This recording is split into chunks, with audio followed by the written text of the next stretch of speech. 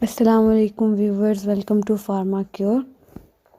آج ہم اپنی ویڈیو کے اندر جس بات کو ڈسکس کریں گے وہ ہماری پچھلی ویڈیو کی ہی کنٹینیوشن میں ہے کہ دنیا میں 10 جان لیوا بیماریاں کون سی ہیں۔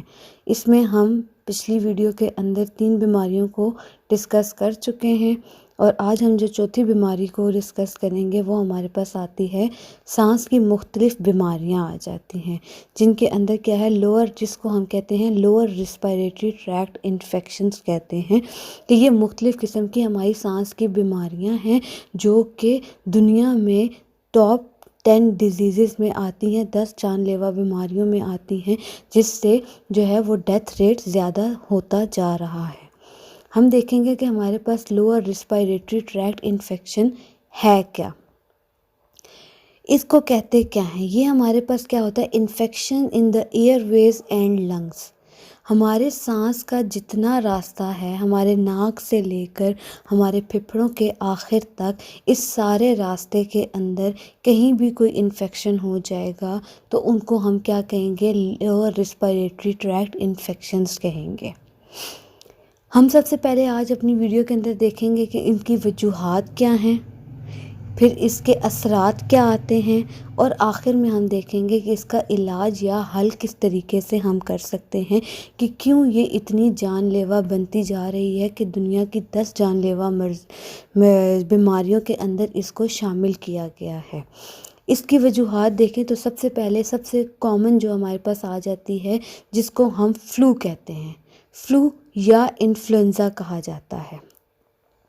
پہلے اس کو انفلوئنزا کہا جاتا تھا، اب عام زبان میں اس کو فلو، زکام، نزلہ زکام کہا جاتا ہے۔ یہ بھی ایک بہت بڑی وجہ ہے انفیکشن کی۔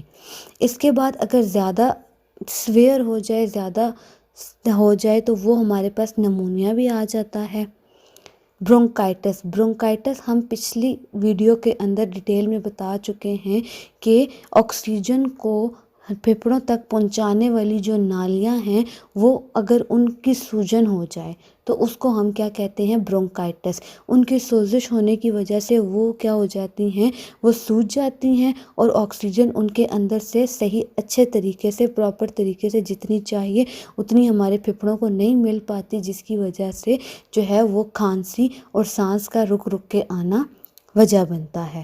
چوتھی اگر بڑی وجہ دیکھیں ہمارے لوور ریسپائریٹری ٹریکٹ انفیکشن کی، تو وہ ٹیوبرکلوسس آ جاتی ہے۔ یہ ہمارے پاس کیا ہے، ٹی بی، اس کو ٹی بی کہتے ہیں۔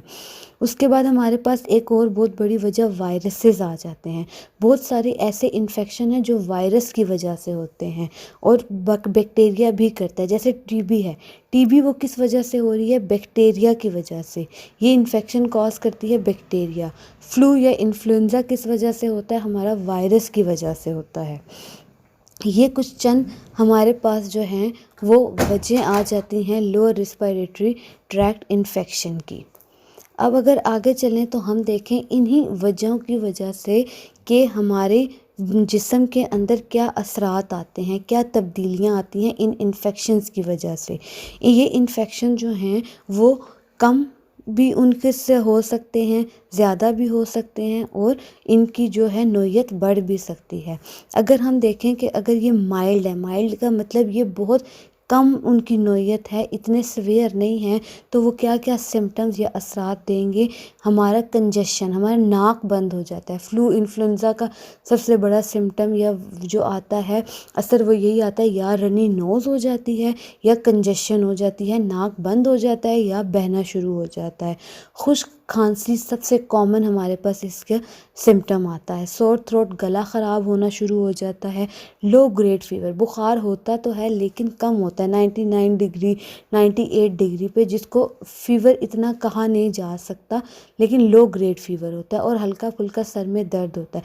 یہ سارے اثرات تب آتے ہیں جب ہمارے انفیکشن کی نوعیت جو ہے وہ کم ہو۔ لیکن اگر یہ انفیکشن ٹائم پہ ٹریٹ نہ کیا جائے اور اس کے لیے کچھ حل نہ کیا جائے تو اس کے اثرات بڑھ جاتے ہیں اور وہ سیویرٹی کی طرف چلے جاتے ہیں۔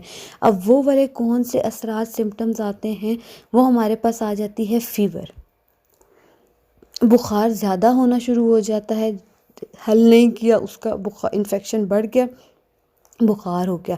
ڈرائی کف سے ہم چلے گئے سویئر کف کے اوپر۔ سویئر کف کے علاوہ جو ہے وہ ریپڈ بریتھنگ، ایک دم سے یا تو سانس تیزی سے آنا شروع ہو جائے گا یا رک رک کے آنا شروع ہو جائے گا، مشکل ہوتی ہے سانس لینے میں۔ ویزنگ، ویزنگ کس کو کہتے ہیں؟ جب ہم سانس لیتے ہیں تو ہمارے ناک سے آواز آتی ہے، ہماری جو ہے سانس لینے کی آواز آتی ہے، تو وہ ویزنگ ہوتی ہے۔ اس کے علاوہ وہی جو برونکائٹس میں ہم نے کہا کہ ہماری سانس کی نالیاں کیا ہوتی ہیں، ان میں سوزش ہو جاتی ہے، آکسیجن نہیں پہنچ پاتی پھیپھڑوں تک، تو جس کی وجہ سے کیا ہے، اب جسم کے اندر کیا ہوگی، آکسیجن کی کمی ہو گئی، تو ہماری جو جلد ہے، سکن جو ہے وہ بلو ہونا شروع ہو جاتی ہے۔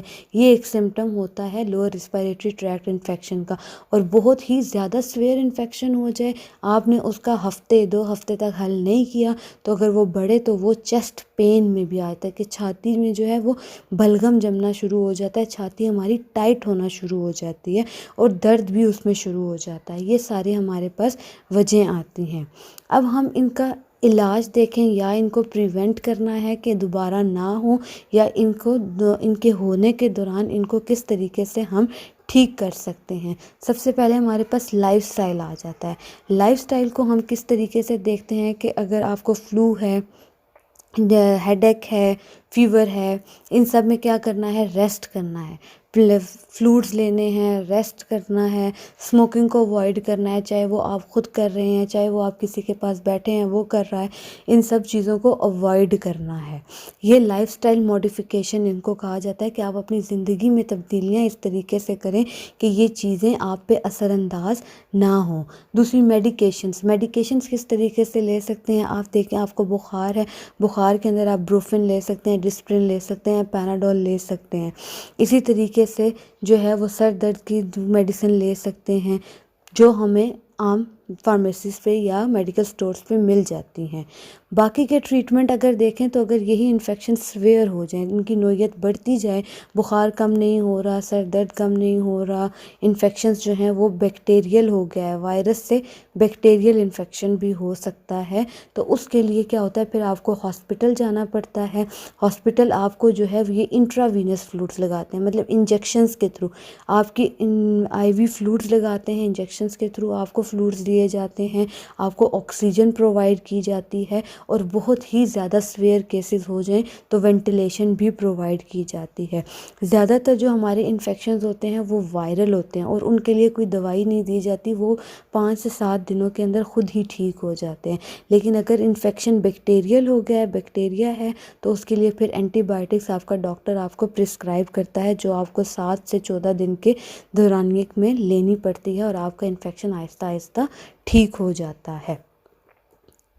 Thank you so much.